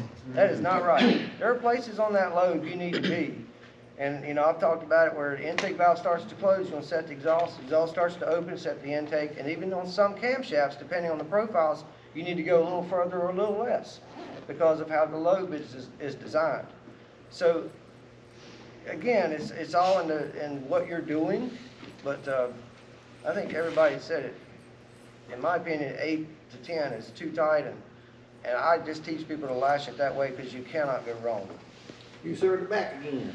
Well, as far as lash goes, if you get a cam, you set the lash for whoever recommends whatever it is. But then you can design. But you always tighten the intake. You keep tightening the intake. If it keeps responding, you keep tightening. I don't care if you go from 22 to 10. If you did that, it makes more power. The intake load's a little bit too short. Okay? So that means the next one you need to get about 4 degrees bigger. All right? Then exhaust load, usually on an exhaust load, when you loosen them, they never work. They always like being tighter. And the reason they like being tighter is because it's easier to open the valve under pressure with a tight lash because you're lowered down on the cam with low velocity, low acceleration. Right. Yeah, So totally agree. sometimes, a rule of thumb is when you loosen the intake a little bit, they make a little bit more torque, but when you tighten the exhaust, they make a little bit more power too. But then you kind of adjust both. Then you also retard it a little bit and then advance a little bit. And when you advance a little bit or retard a little bit, you look at the open and closing numbers, which you change. And then you go, okay, well, the next game I'm going to do this, this, and this. You know what I'm saying? So when you get one, it's not going to, usually it's not perfect. You're going to have to make a couple of adjustments. So when you get to a certain level, like a pro stock or comp eliminator or whatever y'all run, sometimes you also don't want to change one event on the cam, like 3 degrees on the intake closing. Okay? Even though you do that, you still move a little bit back and forth to find the optimum point, you know, to get your most torque and most power, whatever you're looking for. If you're looking for power, it's one thing. If you're looking for torque, it's something else. You know? But yeah, you have to go through all those stages of lash and see what it likes. Other questions? And it's testing, don't loosen the lash 8 thousandths and leave it there. No. You, sir. All right, I have a question. I'm going to give you a little bit of backstory. It's more on belt drive, chain drive, and gear drive. So I have a 427 twin turbo motor, and so what you were talking about, we have the one guy that we have do the lash on the motor because his is different than everybody else's, and we've gone. This is no time. We got any no time racers in here? Besides you, We build. You're allowed to hear. We build a bunch of no time Okay, stuff. all right, you guys are allowed to hear things. All right, so we were going. We were going 460. Yeah. We were going 460, and we redid the lash, and the exact same tune-up went 445. Wow. Yeah, at the same boost level, and it's not being over boosted or anything. So the thing is that, like, I've been running chain drive stuff because I've never broken them yet. So my question is, if I go to a belt drive, what harmonics, and this is going to what you said kind of early on, the harmonics that are in the system, could that have been partly what affected the lash adjustment, changing the motor so much, from kind of being a turd to starting to go in the right direction? And if I put a belt drive on it, would it knock some of that out of it so that it's not super dependent on where we set the lash? Because sometimes we miss it between rounds, and it just is what it is, and we got to go back up. You know what I mean? So, anybody that wants to answer. Which way did you move lash to go faster? So let's see. We checked it hot, and it was loose, and we tightened it on both. Okay. Yeah. I'll tell you something about the belt drive versus chain versus gear. The belt drive is less harmonics than the belt drive. The chain has a little bit more. Gear drive is in shock waves. You know, brake spring, so will needle bearings versus the back bearing. The back bearing needs to be a lot smoother on the belt. I did not know that. And the Ewas chain, Iowa's however you want to pronounce it, when Bob Brackham came up with Rollmaster and stuff, one thing when he approached them, he wanted to, because all chain has got to, they call it pre-stretched, okay? Brackham wanted the chain stretched as an assembly. So whether it be 58, 60, 66 links and stuff. So the EWIS chain that goes on a Rollmaster is pre-stretched as that assembly. I've sold those timing sets for almost 30 years now. John Causey told me many decades ago, he had one on a dirt lake model for 9 years. And those that's in here as far as circle track, I know Brian understands this, there's no mercy on those motors whatsoever. That chain had not, so, and I'm not gonna mention other manufacturers, but EWIS does make a mechanical, or another chain, industrial chain. It's not pre-stretched. So unless it's coming from Rollmaster, that's the only, the other manufacturers and stuff, it could be a run of 200 feet, it could be a run of 300 feet. It gets pre-stretched in that run. It is not assembled set. So that's why I've always sold Rollmaster. One more thing about a belt drive, it's going to retard about 2 degrees on it. So if you had a chain and it was, let's say the intake was at 110, then you guys put the belt on the weight, put it back up. So they will stretch it in. Right, I do set, when I set my cam in, I do set it with it, especially like what you were talking about with the new chain. I usually put it ahead a little bit because I know when it's running, it's going to pull back. You know, as to your question about whether the belt drive will make a difference, I would say that the answer is maybe. And the reason I say that is because we were talking earlier about deflection and how everything in the valve train deflects and then springs back. Well, that has a frequency. Your valve spring has a frequency. When you change your lash and make it tighter, you change the frequency at which that whole system is going to resonate. And speaking to what Nick was saying about seat bounce and losing cylinder pressure, that could be, and I say could because who knows, it's all a part of the equation, that could be where your power went because, you know, 1500s is a lot of horsepower. And it would take a pretty substantial gain or loss to do that. And the only thing I can think of that would make that big of a difference with the type of change you're talking about is perhaps a little loss of cylinder pressure. Yeah. So in time the lash, you could have saved a little, it could have RPM a little higher. yeah. So you made your cam bigger and you made the valve train more gentle. Yeah, you made your valve train more gentle. So if you were on the edge pushing your RPM, is it a two-speed or three-speed car? Two-speed. Two-speed. So, you know, if you're really pushing the RPM and you were on the edge of valve train stability, you know, you could have been going into some valve float and, you know, then tightening the lash effectively got you out of that, and your cam is now bigger. Yeah. Well, think about what Kip said, though, what he said before. As you tighten the lash, look where you're opening the exhaust valve. You're opening the exhaust valve under pressure on the booster. There's huge power there. Yeah. Let's try and open up. Just saying what you said with lash, I've seen it half a dozen times companies have that problem. Right. I made a load years ago when the nitrous started coming out, and it was a real soft exhaust opening. Because if you check, and I've made a program too that checks how much pressure it takes to open the valve, let's say a 1.5 inch valve, just say. And let's say you have X amount of pressure in there. Depending on the rocker ratio, how much pressure it takes to open. So I go, well, this thing's taking a ton of pressure to open this valve, so I'm gonna make a soft exhaust opening. And so it's leverage, right? So instead of having a contact at, let's say 2000 velocity, made it half. So it made the mechanical advantage was a lot easier. Right. And it worked on nitrous and supercharged. But on naturally aspirated, it slowed down. So I'd say, look, are you going to test this on the dyno with the nitrous or not? They go, no, not. So it's going to slow down. Right. But under nitrous, it comes better. So, because if you tighten the exhaust lash, you essentially did the same thing. Right. Yeah. And you also made it act bigger. Right. Also, moving forward, start the car up. I don't know what you leave the line at, 160, 180, whatever you leave operating temp. If you're consistent with it like you should be, find your temp, start the car, set an intake and exhaust, shut the car out, go home, go to sleep. Come back tomorrow, see if the lash is cold, and don't set hot lash anymore. Because by the time you start the engine and warm it up and start setting one bank, you've already changed the temperature. By the time you get to the other side, the lash is nowhere near where we're supposed to be. That's right.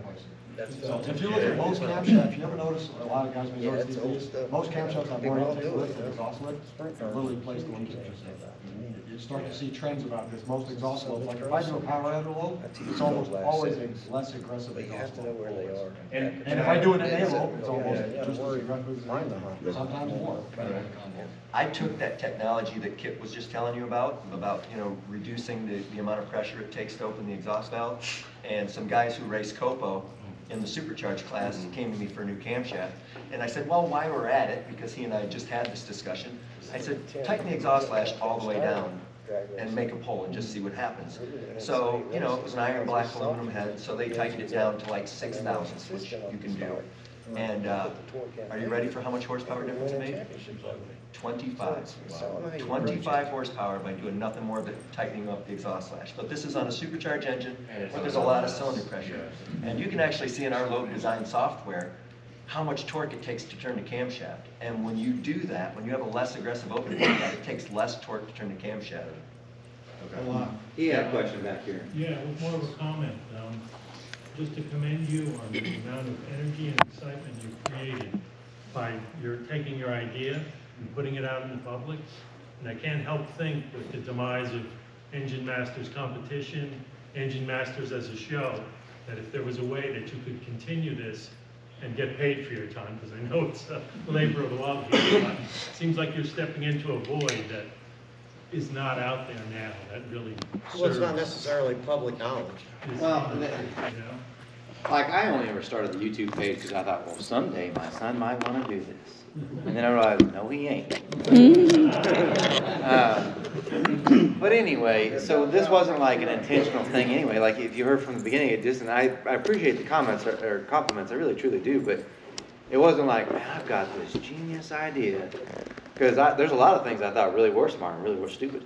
But this one just, it literally was a lottery thing. But I do also, I enjoyed the Engine Master show. I enjoyed the Engine Master Challenge when Joe and I did it. I mean, I love, because it's more like a puzzle. All of us guys are just puzzle people. We can say what we are, but that's what we do. We just change different puzzle pieces. It's just not a little thing here. It's much more complicated. And then we try to explain it to other people and they're like, I don't understand what you're saying. But I would love to do something like that, but there's no one grinding heads. My wife isn't out there cutting valve jobs. My son probably could be, but he's like, Dad, I'm tired. So in order to do that, it's a big thing. And I always wondered how you ever did it anyway, from the head porting standpoint, because like, let's say you hire someone, so then I have someone that's generating revenue. Why in the hell would they work for me? Let's say I get $1,400 for a port job. Why would they work for me and get paid $500 for that so they can take that? They can go do it on their own. So all you'd end up doing is training your competition. So this is the hardest thing. So you're like, look at a CNC machine. You go right down there and ask them, that's $350,000. So it's like you paying a pimp for the next 12 years.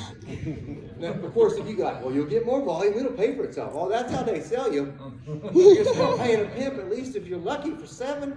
So it's like, so to answer your question, I would love to do this, but I don't know how to generate money like that. It ain't like companies coming down, and all of you are great companies and stuff, but it ain't like companies coming down, I've got $20,000, why don't you just go ahead and do it? That'd be great. But so the reason half of this stuff I do is because I just want to know.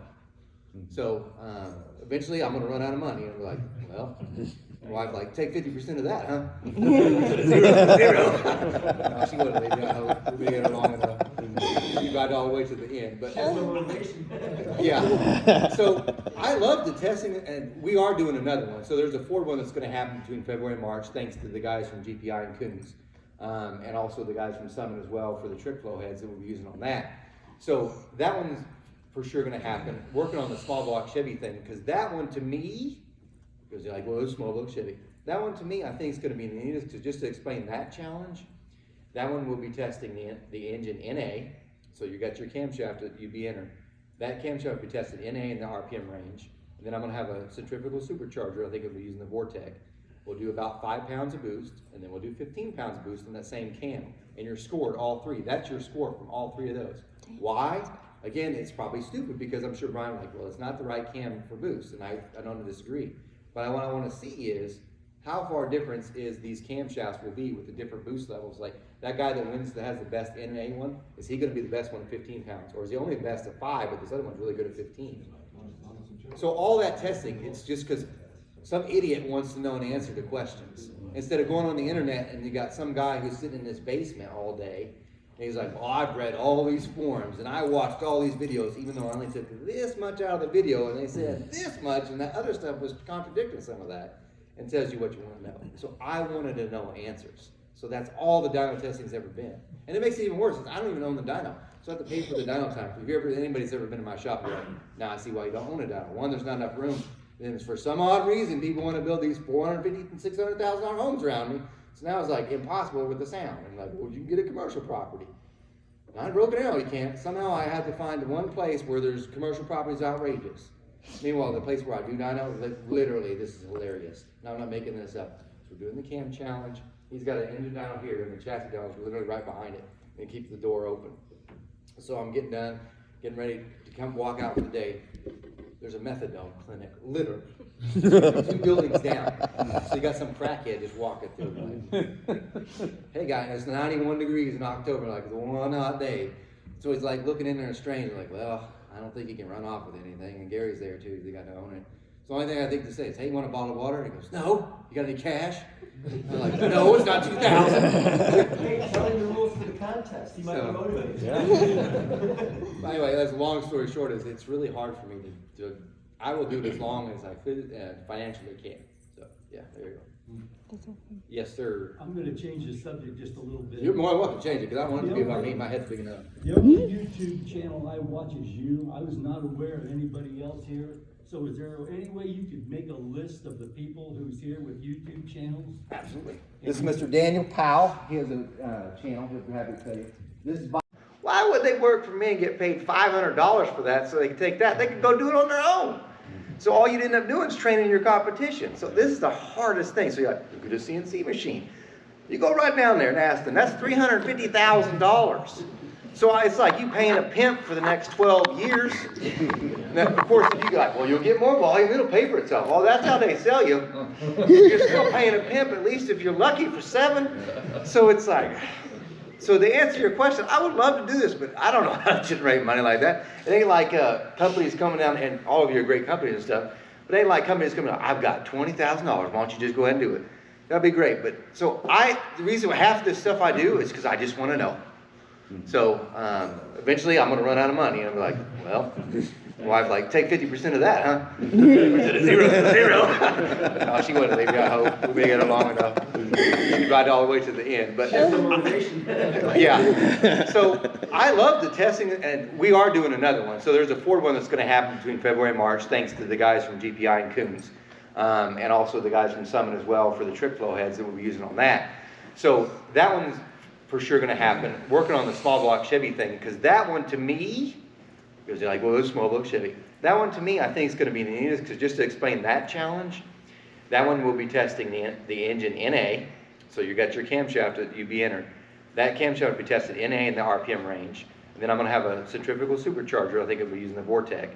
We'll do about 5 pounds of boost, and then we'll do 15 pounds of boost in that same cam. And you're scored all 3. That's your score from all 3 of those. Why? Again, it's probably stupid, because I'm sure Brian like, well, it's not the right cam for boost, and I don't disagree. But what I want to see is how far difference is these camshafts will be with the different boost levels. Like that guy that wins, that has the best NA one, is he going to be the best one at 15 pounds? Or is he only the best at 5, but this other one's really good at 15? So all that testing, it's just because some idiot wants to know an answer to questions. Instead of going on the internet and you got some guy who's sitting in this basement all day, and he's like, well, I've read all these forums and I watched all these videos, even though I only took this much out of the video and they said this much and that other stuff was contradicting some of that, and tells you what you want to know. So I wanted to know answers. So that's all the dyno testing's ever been. And it makes it even worse, I don't even own the dyno. So I have to pay for the dyno time. If anybody's ever been in my shop, like, now I see why you don't own a dyno. One, there's not enough room.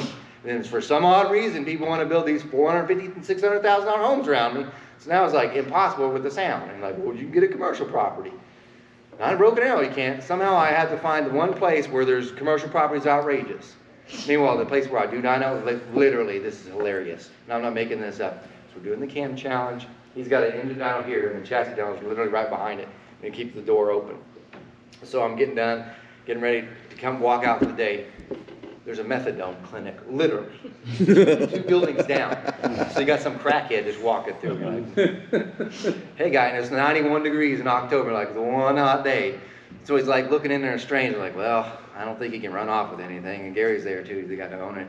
So the only thing I think to say is, hey, you want a bottle of water? And he goes, no. You got any cash? And I'm like, no, it's not 2,000. Hey, tell him the rules for the contest. He might be motivated. But anyway, that's long story short, is it's really hard for me to I will do it as long as I financially can. So, yeah, there you go. Yes, sir. I'm gonna change the subject just a little bit. You're more than welcome to change it, because I want it to be about me, my head's been on. The YouTube channel I watch is you. I was not aware of anybody else here. So is there any way you could make a list of the people who's here with YouTube channels? Absolutely. This is Mr. Daniel Powell. He has a channel. He'll be happy to tell you. This is Bob McVeigh. If you don't watch Old Man's Garage, you know who he is. There he is. I'm going to say his name probably wrong too. This is Gerald Brand. He's an Oklahoma boy. So yes, B-R-A-N-D-T? Oh, yeah, I see Gerald Brand. Brian. So, who was the other one? Brian Salter. Brian Oh, sorry, Brian. You know, this, that, and other plates and stuff. So in 2004, a mutual friend of ours contacted me, said, hey, we need some solar heads. Muscle Mustang Fast Forward was doing this ultimate solar head guide. If you, any Ford guys remember that, the final installment was the 427. And so I sent in our twisted wedge R225 heads, right? Never talked to Richard before, didn't know him, magazine article deal. I was like, somebody's paying him off, there's no way I'm gonna win. 2 or 3 weeks later, the phone rings. He says, hey, just called to congratulate you, your solar heads won our shootout. And I was just like, so within 2 seconds, I'm like, okay, this guy's legit. Because I've never spoken to him in my life, certainly haven't paid him off, right? Yeah. And then he went on to say, right now, sure. But anyway, so the amazing thing was the Jex Kazi head had just come out. And he said, your head made 20 more horsepower than the Jex Kazi head.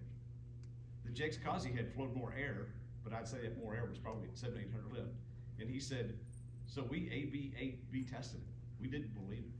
And so that was my introduction to Richard Holder. So a lot of people were like, oh, Richard's full of crap. You know, he may not have perfect testing, but I can tell you his stuff is, he's pretty good. He's pretty smart. And he works hard and contributes a lot to the community, and Yeah, he does. you know, he's got a lot of fans, and that's cool, but the bottom line is he does a lot of work, and he contributes a lot, and he excites the conversation, he energizes people. He's been a tremendous contribution to the community. Yes, sir. One of the guys I might recommend, and one of the gentlemen said his name, George Bryce.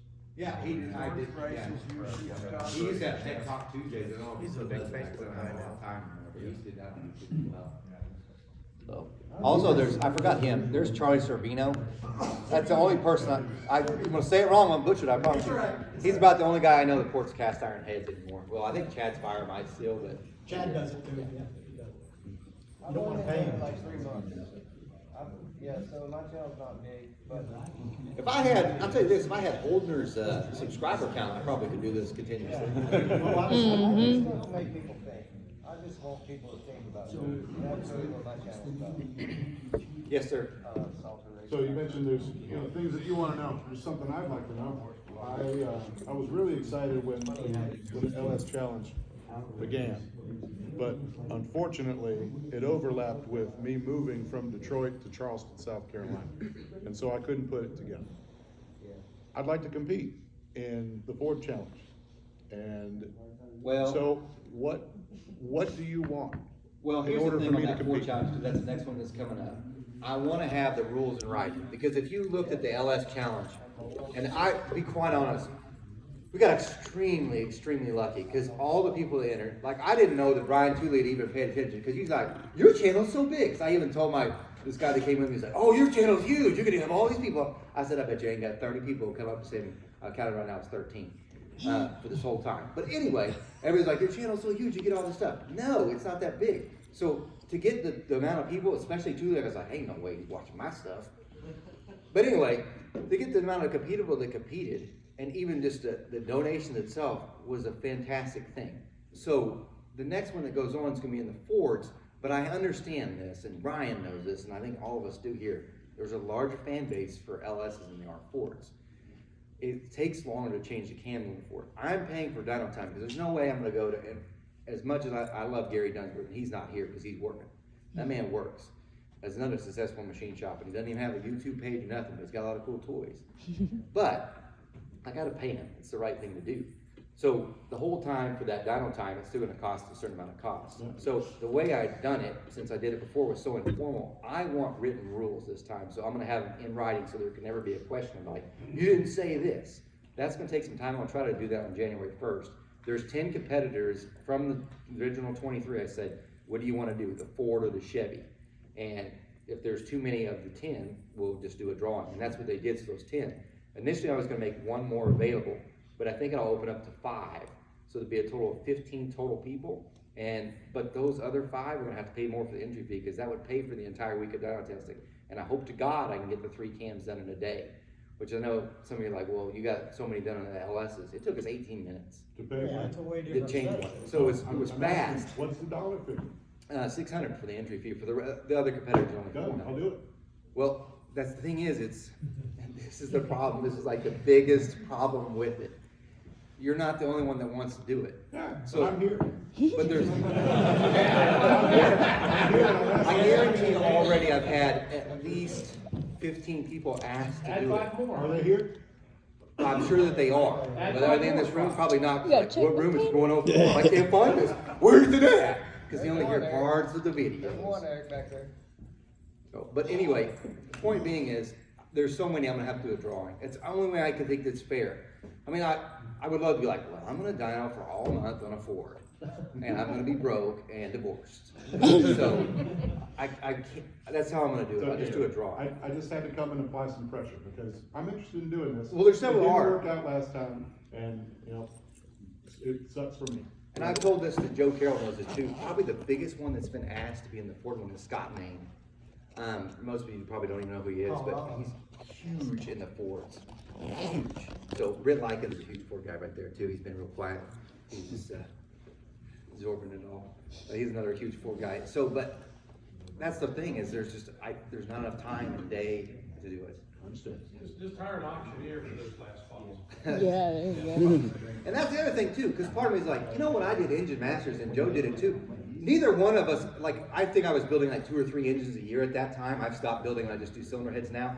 How many were you doing at the time when you entered? Oh, that was just a hobby. I mean, we made 2 or 3. We were, the guy up front there, Mackmore, we were always kind of riding on disco tails and everything we did anyway. You know, I worked with fire company. So the point I'm trying to say about that is, we weren't like these major heavy hitters, and we got to compete against major teams that never got that opportunity. So when I'm looking at this cam challenge, there is somebody right now that's extremely talented but does not have the means. Like even as the means I have, I'm happy with what I have. I know there's some cylinder head porter right now that's sitting in his basement, has no air conditioning, sweating his balls off in the summer, grinding on some heads, has a flow bench, and he's one bad dude. Nobody's probably heard of him except for the ones who use his heads. And so if you gave him like the same thing, like no one knows who you are, but he's an amazing person. So the same thing could be said for the cam guys that might be out there. Like this guy really is smart on the Ford stuff. So the reason for the randomness is I'm hoping I get one of them. So I know as much as I'd like to give it to a Ford guy. Few people in this room know who I am, but I design profiles. But you get the idea where I'm trying to go with this? Mm-hmm. I get it. I get it. That's it. And I appreciate what you're doing, because you're building interest in the industry, and that in itself is really commendable. So, you know, you keep talking about this head, and I told Bob this, and the head gets any bigger, I can't get out the door. It's a double door, you're good. It sounds like you need a buy-in option where it's just like, if you're willing to pay the number, you're in. But then again, that goes back to I promise Joe and I, we probably, when we showed up to Engine Matter, had to be the lowest budgets of people. I promise you that. So then you have people that have a lot of money, they could throw a lot of money to get in. And that just, to me, it's not fair to the guy that, he's working a regular job, maybe he's doing welding on the pipeline or something like that. Some crappy job, but he's good at what he does, is picking camshafts or builds a few engines. It's not fair to that guy if I just did a buy-in like, hey, amount of auction off. It'd be great for my personal financial benefit, and it probably would be nice for my own business, but it wouldn't be right.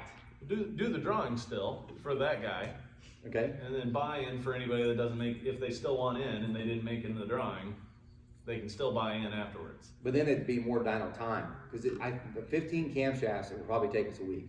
I think we could do it. And by the way, Gary is one of the great dyno workers. And truthfully, even on this board, I need to bring in someone else.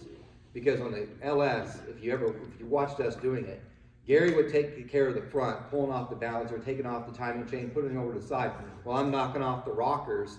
And it wasn't like we planned this out, we just did it. So as soon as he would take the cam out, I'd grab it, put it away, give him the other one, and everything worked together. But, so I would do the top end. On that small block Ford, that someone else needs to be on the other side doing the rockers, while I'm doing the rockers over here, and he's working the center. The way to get things faster. GPI is making a huge help by welding up that, the water ports on the trick flow heads, and we're gonna tap the front of the head so we can run the water that way so the intake's dry. So I don't have to, because yes, you could shove magnets in, but my thought was, I bet you that ends up still taking a while. So if I get it dry, bam, bam, bam, I'm gonna leave the carburetor on, quick disconnects on the fuel, off it goes. I don't have to worry about the distributor or anything like that, and back on. Yeah, if you can get somebody to donate you a belt drive, you'd be. Well, I've thought about that too, and I'm actually thinking more on the chain, because the problem with the belt drive is you got that deal you got to attach to the cam. That little piece, every one of them has it, that you have to hook up. So then, if you look at it, I've got to disconnect it from that one, and then put it on this other one, as opposed to the chain, I'm just right there. Just have 2 hubs. But are you gonna center line check all the new ones? Or Again, no, but this time I will shove every single camshaft in there and hook it up at top dead center or 0, 0, dot to dot, whatever we do, and check piston and valve clearance to make sure that all, because this solid roller, I bet you some of them you're gonna hit. And I still have to figure out how to give you the free drop, like this is the most amount of room you've got. You can't go beyond this, and that's it. And the Chevy would be the same way. Although don't get me wrong, I did think almost about the Chevy being a hydraulic roller. I was like, man, that'd be way easier. But whatever. Because I've got titanium valves to it. You can do an intake that has, like a CHI. I'm trying to get that one. That has a valley plate, so that you can just rip the valley plate off, move all the lifters, and you're good. And from that way, you don't even have to take the intake off. I'm trying to get the CHI one. I don't know that I will, just because of time and money. Because again, I just got one, and probably the clover cut out of it and all that stuff. I'm gonna port it because I want it to make power. Because you say what you will, when you make more power with the thing, you get more views. So, and that's why, because that LS wasn't even so much planned out, 670 sounds great, right? 700 sounds better. I would have got more views if I had the AFR heads on. And see, this even proves like this was one of the worst plans ever, because all I did was give the best camshaft to go with a set of Pro Max heads that are stock.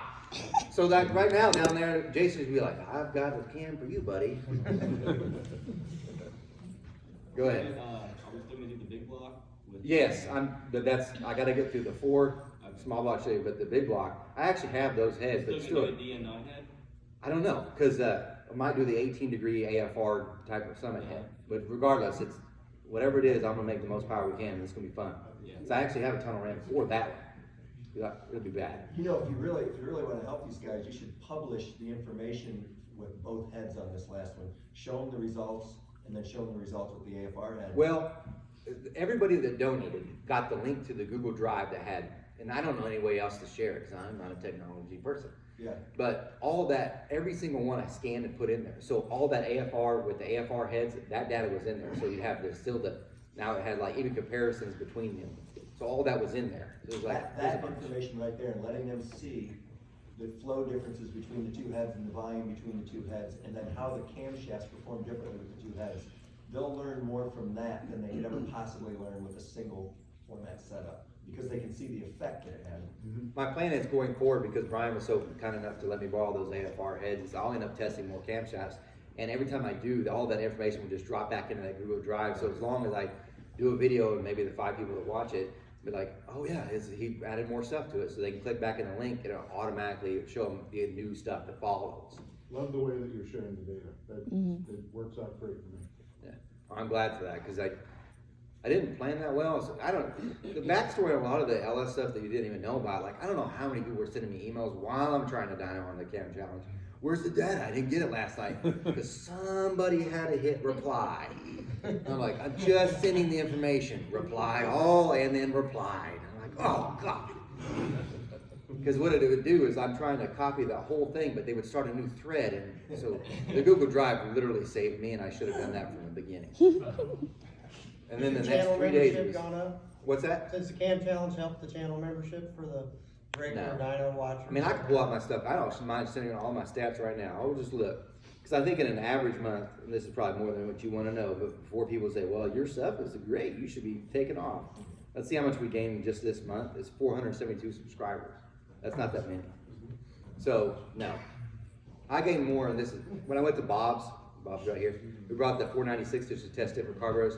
Really, it was for a way to get out of Oklahoma just to do some testing where it was cooler. And I'd always wanted to meet him because he does dyno stuff too.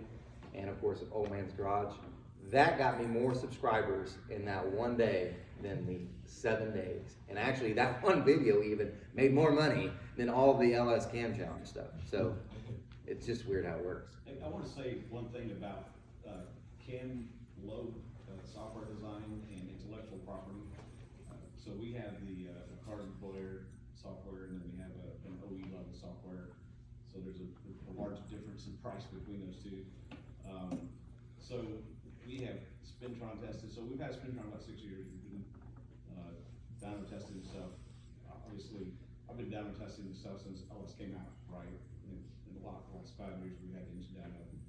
And so I found it very interesting as we bought all of our competitors' camshafts. We ran them all across the Spintron. We ran them all across the dyno. And there was companies who... Extremely lucky, because all the people that entered, like I didn't know that Brian Tooley had even paid attention, because he's like, your channel's so big. Because I even told this guy that came with me, he's like, oh, your channel's huge. You're going to have all these people. I said, I bet you ain't got 30 people who come up to say me. I counted right now, it's 13. For this whole time. But anyway, everybody's like, your channel's so huge, you get all this stuff. No, it's not that big. So to get the amount of people, especially Tooley, I was like, ain't no way he's watching my stuff.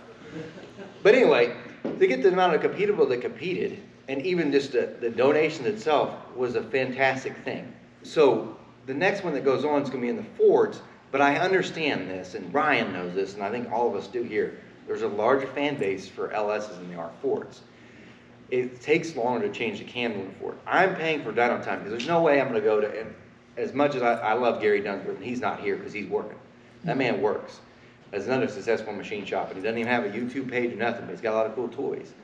But I got to pay him. It's the right thing to do.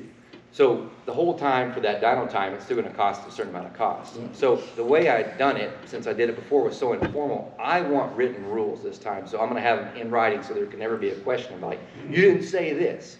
That's going to take some time. I'll try to do that on January 1st. There's 10 competitors from the original 23. I said, what do you want to do, the Ford or the Chevy? And if there's too many of the 10, we'll just do a drawing. And that's what they did, so those 10. Initially, I was going to make one more available, but I think I'll open up to 5.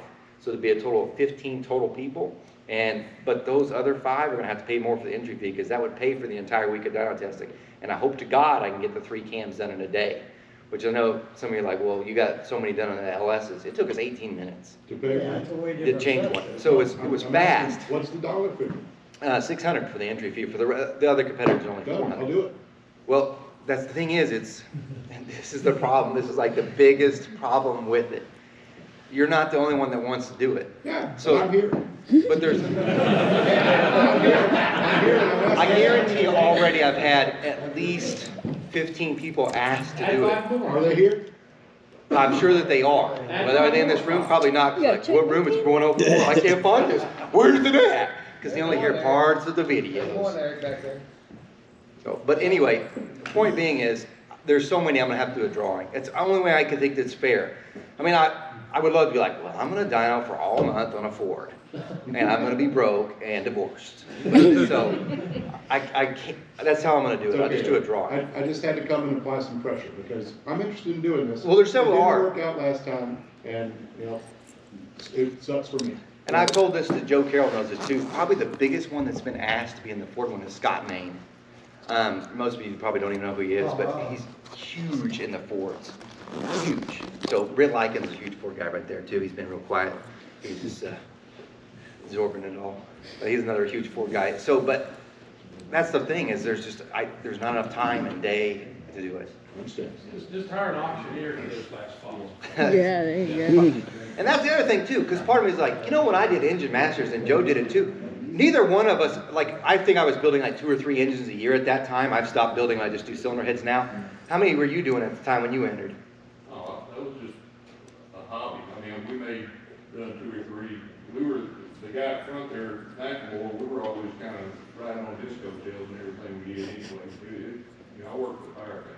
So the point I'm trying to say about that is, we weren't like these major heavy hitters, and we got to compete against major teams and never got that opportunity. So when I'm looking at this CAM challenge, there is somebody right now that's extremely talented but does not have the means. Like even as the means I have, I'm happy with what I have. I know there's some cylinder head porter right now that's sitting in his basement, has no air conditioner, sweating his balls off in the summer, grinding on some heads, has a flow bench, and he's one bad dude.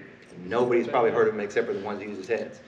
And so if you gave him like the same thing, like, no one knows who you are, but he's an amazing person. So the same thing could be said for the CAM guys that might be out there, like, this guy really is smart on the Ford stuff. So the reason for the randomness is, I'm hoping I get one of them. So I know as much as I'd like to give it to a Ford guy. Few people in this room know who I am, but I design profiles. But you get the idea where I'm trying to go with this? I get So it, I get it. That's it. And I appreciate what you're doing, because you're building interest in the industry, and that in itself. Here, right? And then there's companies that don't maybe have such a great reputation like Cam Motion. And I'll put this stuff, sorry. Let me back out. Let me just say,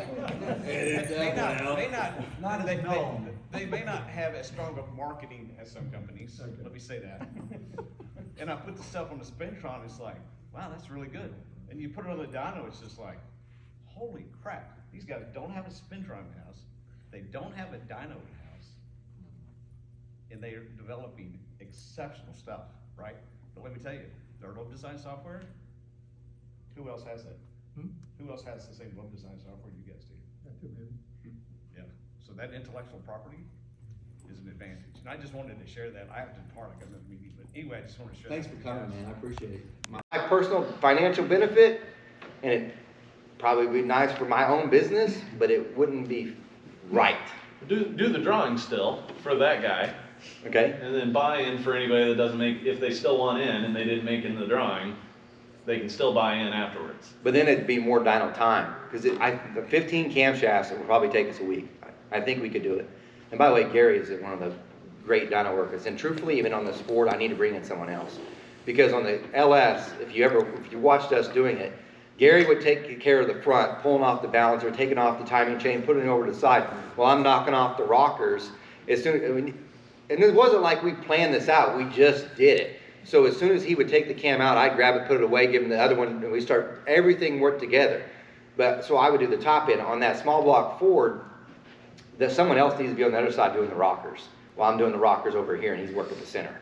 The way to get things faster. GPI is making a huge help by welding up that, the water ports on the trick flow heads, and we're gonna tap the front of the head so we can run the water that way, so the intake's dry. So I don't have to, because yes, you could shove magnets in, but my thought was, I bet you that ends up still taking a while.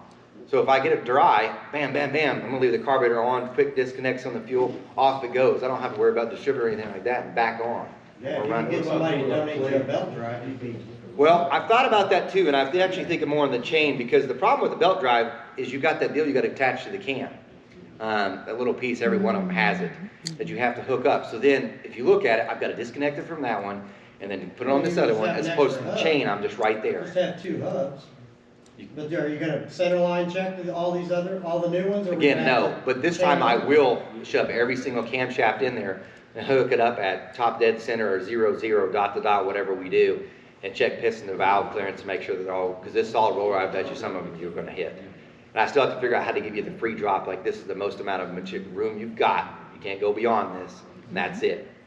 And the Chevy will be the same way. Although don't get me wrong, I did think almost about the Chevy being a hydraulic roller. Like, man, that'd be way easier. But whatever. Because I've got titanium valves for it. You can do an intake that has like a CHI. I'm trying to get that one. That has a valley plate, so that you can just rip the valley plate off, move all the lifters, and you're good. And from that way, you don't even have to take anything off. I'm trying to get the CHI one. I don't know that I will, just because of time and money. Because again, I just got one, and probably the clover cut out of it and all that stuff. I'm going to port it because I want it to make power. Because say what you will, when you make more power with the thing, you get more views. So, and that's why, because that LS wasn't even so much planned out, 670 sounds great, right? 700 sounds better. I would have got more views if I had the AFR heads on. And see, this even proves like, this was one of the worst plans ever. Because all I did was give the best camshaft to go with a set of Pro Max heads that are stock. So that right now down there, Jason would be like, I've got a cam for you, buddy. Go ahead. Are we still gonna need the big block? Yes, but I gotta get through the 4 small block show you, but the big block, I actually have those heads, but still. I don't know, because I might do the 18-degree AFR type of summit head, but regardless, it's whatever it is, I'm gonna make the most power we can, and it's gonna be fun. Because I actually have a tunnel ramp for that one. It'll be bad. You know, if you really want to help these guys, you should publish the information with both heads on this last one. Show them the results, and then show them the results with the AFR head. Well, everybody that donated got the link to the Google Drive that had, and I don't know any way else to share it because I'm not a technology person.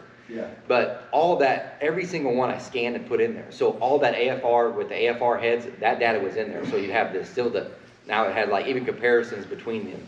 So all that was in there. There's like there's a bunch. Information right there, and letting them see the flow differences between the two heads and the volume between the two heads, and then how the camshafts perform differently with the two heads.